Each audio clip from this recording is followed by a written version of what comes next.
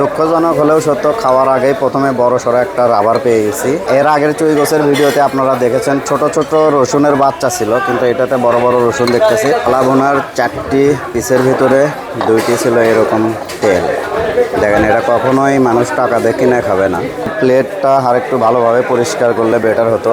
এটা যে শুধু আমার তা না, সামনের যে ভাইটি বসেছিল তার প্লেটটাও আপনারা দেখেন, আমার চাইতে তার অবস্থা আরও বাজে। আসসালামু আলাইকুম, আশা করছি সবাই অনেক ভালো আছেন।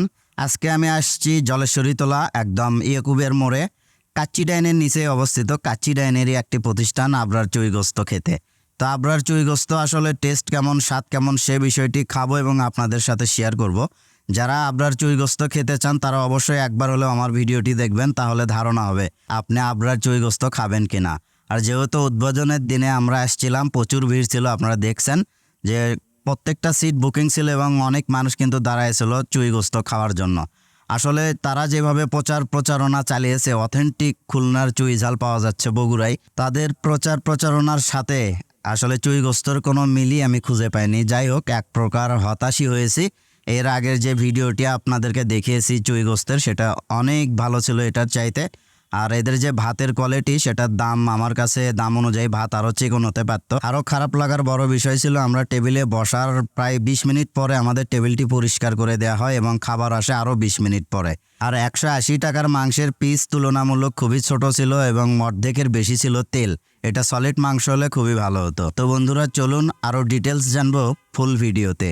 হ্যালো এভরিওয়ান, চলে আসলাম আবরার চুই গোস্ত টেস্ট করার জন্য। তো এর আগে আমরা সিরাজ চুই গোস্ত টেস্ট করেছি, মোটামুটি ভালো ছিল। আর এখানে প্লেট দেওয়া হয়েছে, এটা ওয়ান টাইম হলে বেশি ভালো হতো, যেহেতু এটা বারবার ইউজ করা হচ্ছে। যে ডিশ ওয়াশার আছে এনে আসলে ওইভাবে পরিষ্কার করতে পারে না। দেখেন, এর আগে যে খেয়ে গেছে তার বাকি অংশ এখানে আমরা দেখতে পাচ্ছি। এটা দুঃখজনক। এত সুন্দর রেস্টুরেন্টে এসে যদি এই প্লেটের এই অবস্থা হয়, এটা আমাকে হতাশ করেছে। তো এই প্লেটটা আর একটু ভালোভাবে পরিষ্কার করলে বেটার হতো। এটা যে শুধু আমার তা না, সামনের যে ভাইটি বসেছিল তার প্লেটটাও আপনারা দেখেন, আমার চাইতে তার অবস্থা আরও বাজে। তো যাই হোক, এটা আসলে দুর্ভাগ্য। যাই হোক, এখন খাবারের মান কেমন সেটা আমরা দেখব। আলহামদুলিল্লাহ, 10 মিনিট বসে থাকার পরে আমরা প্লেট পাইছি। তার 5 মিনিট পরে পাইছি শসা, লেবু, কাঁচামরিচ অ্যান্ড পেঁয়াজ, এবং সর্বপ্রথম পেয়েছি হচ্ছে পানি। তো এখন খাবারের অপেক্ষায় বসে আছি, দেখা যাক কতক্ষণ পরে আমাদের খাবারটি সার্ভ করা হয়। চলে আসছে ভাত এবং সেই আচ্ছা, যাই হোক, দুঃখজনক হলেও সত্য, এই ভাইয়েরা ছিল অর্ডার ফার্স্টে দিয়েছিল, পরে আসছে, কিন্তু আমাদেরটা অলরেডি চলে আসছে। এটাই হচ্ছে চুই গোস। না, আমাদের সামনে চলে আসলো চুই গোস। এর আগের চুই গোছের ভিডিওতে আপনারা দেখেছেন ছোট ছোট রসুনের বাচ্চা ছিল, কিন্তু এটাতে বড় বড় রসুন দেখতেছি। তো দুঃখজনক হলেও সত্য, খাওয়ার আগেই প্রথমে বড় সড়ো একটা রাবার পেয়ে গেছি। এটা মাংস না, অবভিয়াসলি এটা রাবার। এবং এই রাবারের স্বাদ, টেস্ট, এটা ওই ভাইয়েরা, যেহেতু ওই ভাইদের ওইটা ভুল করে আমাদের কাছে দিছে, ওনাদের কাছ থেকেই জানবো যে মাংস কেমন ছিল, টেস্ট কেমন ছিল। তো আমরা অলরেডি খাওয়া শুরু করে দিছে। বন্ধু, কেমন? আচ্ছা, ওই আসলে না খেয়ে বলতেছে। আমি খাওয়ার পরে আসলে রিভিউটা কেমন। চলে আসলো কাঁচকলা ভর্তা। কাঁচকলা ভর্তা আসলে আমার চয়েস না, এটা হচ্ছে বন্ধু গোলাপের চয়েস। ওই খাচ্ছে, ওই বলতে পারবে। তারপর আমি আপনাদের সুবিধার্থে খেয়ে টেস্টটা আপনাদেরকে জানাবো অবশ্যই।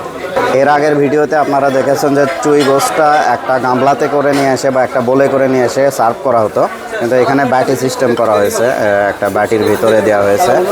এটা হচ্ছে মাংসের পিস। জানি না এত ছোট হওয়ার কারণকে, হয়তো বা ডিসকাউন্টের কারণে ছোট করা হয়েছে সাইজটি। তবে ডিসকাউন্ট উঠে গেলে দেখতে হবে যে সাইজটি এরমই থাকে নাকি বড় হয়। এত ছোট মাংস কখনোই আশা করা যায় না।